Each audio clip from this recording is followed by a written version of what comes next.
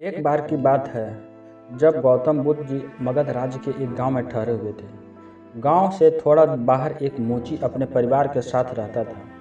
उस मोची के घर के पास एक तालाब था। एक दिन रोज की तरह सुबह मोची तालाब किनारे पानी लेने गया। वहां उसने तालाब में एक बहुत ही अद्भुत पुष्प देखा। वहां पुष्प देखने में बहुत ही सुंदर था और चमत्कारित भी प्रतीत हो रहा था। मोची ने तुरंत ही अपनी पत्नी को बुलाया और पुष्प उसे दिखाया। मोची की पत्नी आध्यात्मिक और धर्म में आस्था रखने वाली थी। वह पुष्प को देखते ही समझ गई कि जरूर कल यहाँ से गौतम बुद्ध जी गुजरे होंगे। उन्हीं के प्रताप से यह पुष्प खिला है। पुष्प को चमत्कारित मानकर मोची ने एक योजना बनाई। उसने अपनी योजना के बारे में पत्नी को बताया कि वह इस पुष्प को राजा को देगा और उनसे खूब सारी स्वर्ण मुद्राएं लेगा।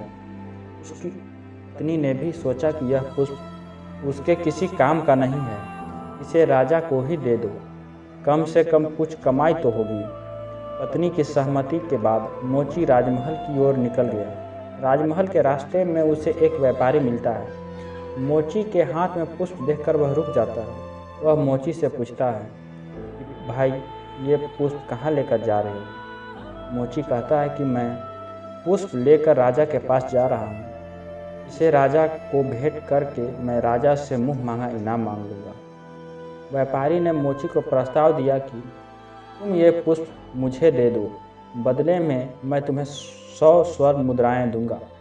मोची सोच में पड़ गया। उसने सोचा, जब व्यापारी इस पुष्प के लिए 100 स्वर्ण मुद्राएं दे रहा है तो राजा तो और ज़्यादा देगा।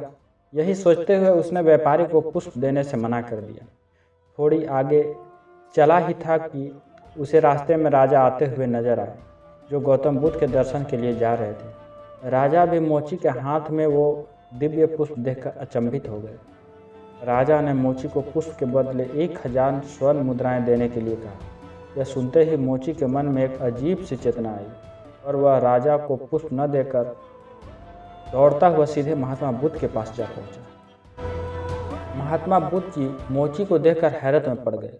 उन्होंने मोची से पूछा तो मोची ने उन्हें सारी बात बताई। इसके बाद मोची ने वह पुष्प महात्मा गौतम बुद्ध के चरणों में अर्पित किया और उनसे कहा कि पहले तो मेरे मन में पुष्प को देखकर लालच आ गया था, लेकिन अब मैं समझ गया हूँ जिसकी छाया पड़ने से ही पुष्प एक दिव्य हो गया हो।